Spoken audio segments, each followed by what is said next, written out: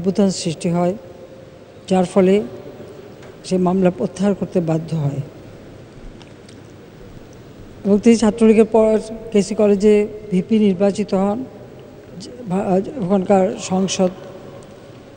College সংসদের vice president নির্বাচিত হয়েছিলেন। তাছাড়া ছাত্রলীগের প্রেসিডেন্টও ছিলেন। জাতির পিতা যখন মুক্তিযুদ্ধের ডাক দেন এবং স্বাধীনতা ঘোষণা দেন, তিনি মুক্তিযুদ্ধে অংশগ্রহণ করেন।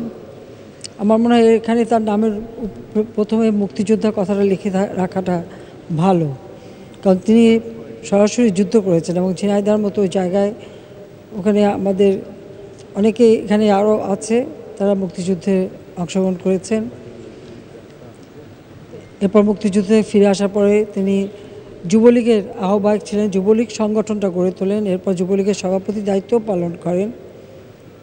পরবর্তীতে আওয়ামী লীগের সাধারণ সম্পাদক নির্বাচিত হন। আমি 81 সালে আসার পর থেকেই তাকে সব সময় আমি সক্রিয় পেয়েছি এবং এরপর ঝিনাইদহ আওয়ামী লীগের সভাপতি নির্বাচিত হন। মাননীয় স্পিকার, আসলে ঝিনাইদহ সম্পর্কে বলতে গেলে ঝিনাইদহ ছিল এখানে একদিকে যেমন সর্বহারা, তার উপর 1975 সালে জাতির পিতা বঙ্গবন্ধু শেখ মুজিবকে হত্যার পর অবৈধভাবে ক্ষমতা দখল করে যখন জিয়াউর রহমান নিজেকে রাষ্ট্রপতি ঘোষণা দেয়, আওয়ামী লীগের নেতা কর্মীদের উপর অকথ্য অত্যাচার চালায়।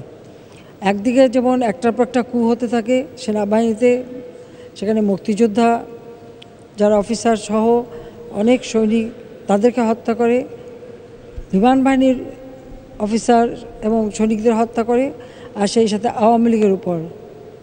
এবং এই ঝিনাইদহতে সেখানে এমন একটা সন্ত্রাসী এলাকা ছিল যেখানে গ্রামে মানুষ টিকতে পারতো না। সেখানে নির্বাচন করা, রাজনীতি করা অত্যন্ত কষ্টকর ছিল। কিন্তু সেই অবস্থার মধ্যেও আব্দুল হাই অত্যন্ত দৃঢ়তার সাথে সংগঠন ধরে রাখে এবং সংগঠনকে সুসংগঠিত করে। এবং আমরা 96 সালে আসার পর ওই এলাকাটা ওই সন্ত্রাস মুক্ত করবার পদক্ষেপ নেই এবং সেখানে আমরা যথেষ্ট সাফল্য অর্জন করি এবং সেখানেও তার যথেষ্ট অবদান রয়েছে। তারপরেও ওখানে বারবার লাশ পড়তো, এমন একটা জায়গা, আর সেই জায়গায় দাঁড়িয়ে সংগঠন করা বা রাজনীতি করা অত্যন্ত কঠিন কাজ ছিল। কিন্তু আব্দুল হাই অত্যন্ত সাহসী ছিলেন,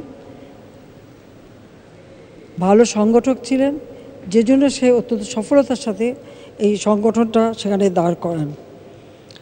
কারণ আমি নিজেই ওই এলাকাগুলি ঘুরেছি, আমি দেখেছি সেখানকার মানুষের অবস্থা। গ্রামের মানুষ টিকতে পারতো না এবং সেখানে সবসময় অস্ত্রের ঝনঝনানি। এবং বিএনপি নামে যে দলটি সৃষ্টি হয়েছিল তারা এই আন্ডারগ্রাউন্ড পার্টির বেশিরভাগ লোকই কিন্তু বিএনপিই করতো। আবার কারণ সেখানে প্রতিনিয়ত আমাদের নেতা কর্মীদের উপরে হামলা হতো, কত লাশ যে পড়েছে তার হিসেব নেই। তো সেই অবস্থায় সংগঠনকে গড়ে তোলা এবং বারবার নির্বাচিত হয়ে আসা, এটা একটা বিরাট দক্ষতার পরিচয় তিনি দিয়েছিলেন। কারণ মানুষের ভালোবাসা পেতেন, মানুষের কাছে যেতেন, মানুষের সমর্থনটা তার ছিল। তাই অনেক চেষ্টা করেও তাকে নির্বাচন থেকে হারাতে পারেনি। যদিও আমরা দেখছি যে নির্বাচন মায়ে একসময় প্রহসনই ছিল, তো ওই অবস্থার মধ্যেও তিনি কিন্তু বারবার জিতে এসেছেন।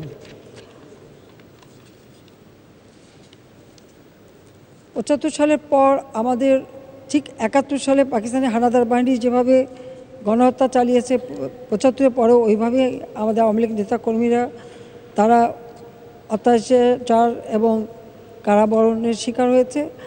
আবার 2001-এর নির্বাচনের পরে তো ওই সমস্ত এলাকার আরও ভয়াবহ অবস্থার সৃষ্টি হয়। বিশিষ্ট ব্যক্তিত্বকে পর্যন্ত হত্যা করে, আমাদের নেতাকর্মীদের হত্যা করে সেই অবস্থা। সেই সময় আমরা আমাদের দলের থেকে টিম করে করে যেখানে যেখানে আমাদের কর্মীরা নির্যাতিত সেখানে আমি সবাইকে পাঠাতাম তাদের পাশে দাঁড়ানোর জন্য। যারাই যেত তারাও কিন্তু হামলার শিকার হতো, কখনো বোমা, কখনো এগুলির শিকার হতো। আমি নিজেও এ ধরনের হামলার শিকার হয়েছি। কাজেই সেই অবস্থার মধ্য দিয়ে সংগঠনকে গড়ে তুলে নিয়ে এসেছিলেন আব্দুল হাইয়ের মতো এরকম সাহসী নেতৃত্ব ছিল বলেই সেটা সম্ভব হয়েছিল। শুধু রাজনীতি করেননি, ঝিনাইদহ শৈলকুপা এই এলাকাটা আসলে খুব উন্নয়ন তেমন ছিল না ওই এলাকায়। ওই এলাকার মহিলাদের শিক্ষার জন্য তিনি সেখানে একটা মহিলা কলেজ প্রতিষ্ঠা করেন, নারী শিক্ষা সুযোগ সৃষ্টি করে দেন। তিনি প্রতিষ্ঠাতা সভাপতিও ছিলেন এবং ওই কলেজটাও তিনি চালাচ্ছিলেন।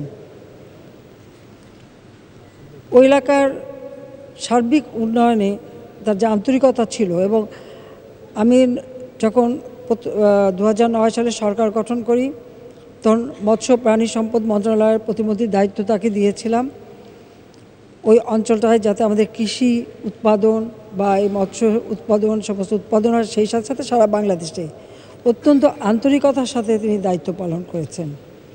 বাংলাদেশের বিভিন্ন অঞ্চলেও গেছেন মৎস্য উৎপাদনের বৃদ্ধি করার ক্ষেত্রে। সেই সময় থেকে আমরা যে কাজগুলি করেছিলাম তাতে তার অত্যন্ত আন্তরিকতার সাথে তিনি দায়িত্ব পালন করেছিলেন। তাছাড়া পার্লামেন্টে বিভিন্ন কমিটিতে সদস্য, চেয়ারম্যান আমি করেছিলাম তাকে, তিনি দায়িত্ব পালন করেছেন। এই নবম সংসদ থেকে শুরু করে এই দ্বাদশ সংসদ পর্যন্ত সংসদেও তিনি যথেষ্ট ভূমিকা রেখেছেন। কিন্তু এবারে আমার এটাই সবথেকে কষ্ট লাগছে যে তিনি এই সংসদে বসতে পারেন না, কারণ এবারেও তাকে একসময় গ্রেপ্তার করার একটা চেষ্টা চালানো হয়েছিল, আবার একজন রিট করলো, তার সংসদ সদস্যপদ স্থগিত করা হলো, সেটা আবার আপিল করে সেটা স্থগিত করা হয়েছিল বলেই তিনি এই সংসদে কিন্তু বসতে পেরেছিলেন। এটা খুব অদ্ভুত ব্যাপার, যিনি বারবার নির্বাচিত হয়ে আসেন তার উপর এই ধরনের আচরণ, এটা কখনো গ্রহণযোগ্য না। তারপর তিনি অন্তত আসতে পেরেছিলেন এবং তারপরে অসুস্থ হয়ে পড়েন। আমার সাথে শেষ দেখা, এখানে দাঁড়িয়ে কথা বললাম, তখনই আমি দেখলাম তার শরীরটা খুবই খারাপ। যাক, কিন্তু আমরা চেষ্টা করেছিলাম তাকে ভালো চিকিৎসা দেওয়ার, কিন্তু আমাদের দুর্ভাগ্য যে আমরা আরেকজন সংসদ সদস্য আমরা হারালাম। মাননীয় স্পিকার, তার যে খুব বেশি একটা বয়স হয়েছিল তাও কিন্তু না, তারপরেও তিনি এত অসুস্থ হয়ে গেলেন এবং এরপরে তিনি মৃত্যুবরণ করলেন। আমি আব্দুল হাইয়ের মৃত্যুতে গভীর শোক জানাচ্ছি, তার পরিবারের প্রতি আমার সমবেদনা জানাচ্ছি এবং আল্লাহ রাব্বুল আলামিন তাহাকে বেহেশতে নসিব করুক সেই দোয়া করি। এবং এই শোক প্রস্তাব আমরা জাতীয় সংসদের সকল সদস্য সর্বসম্মতিক্রমে আমরা গ্রহণ করি। গত পার্লামেন্টে আমাদের শেষ অধিবেশনে আমরা দেখেছিলাম আমাদের অনেক মৃত্যুর মিছিল আমরা দেখেছিলাম। আমি আল্লাহ রাব্বুল আলামিনের কাছে দোয়াই চাই যে আমাদের যারা সংসদ সদস্যরা আছেন সকলেই যেন সহি সালামতে থাকেন, ভালো থাকেন, সুস্থ থাকেন, এবং দেশবাসীর জন্য সেই দোয়া করি যে অনেক সংগ্রামের পথ বেয়ে আওয়ামী লীগ সরকার এসেছে, আর আওয়ামী লীগ সরকার এসেছে বলেই কিন্তু আজকে বাংলাদেশের সার্বিক উন্নয়ন হয়েছে, মানুষের সাধারণ মানুষের জীবনমান উন্নত হয়েছে, বাংলাদেশের জনগণ আজকে একটা মর্যাদা নিয়ে চলতে পারে বিশ্ব দরবারে। এবং এটা আমার পক্ষে সম্ভব হয়েছে এই জন্য যে আব্দুল হাইয়ের মতো এই ধরনের ত্যাগী নেতা কর্মী ছিল বলেই এই সাফল্য আমরা আনতে পেরেছি।